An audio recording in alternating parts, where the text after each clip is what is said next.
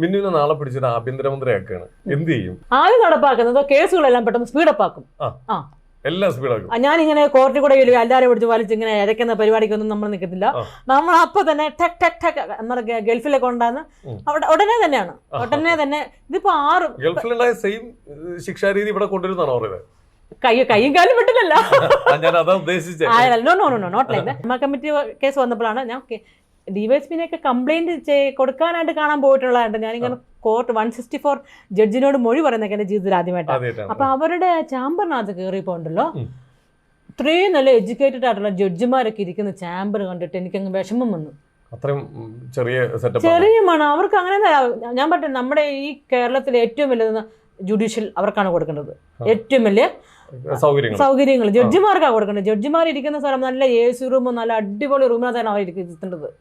അപ്പൊ അത് ആദ്യമേ ഞാൻ പൊളിച്ച് നല്ലൊരു ബിൽഡിംഗ് പണിത് അവർക്ക് ഞാൻ നല്ല ഇതാക്കും, നല്ല AC എല്ലാം വെച്ച് അവരിരുന്ന് വേണം നമുക്ക് ജസ്റ്റിസ് അവർ ചെയ്യാൻ.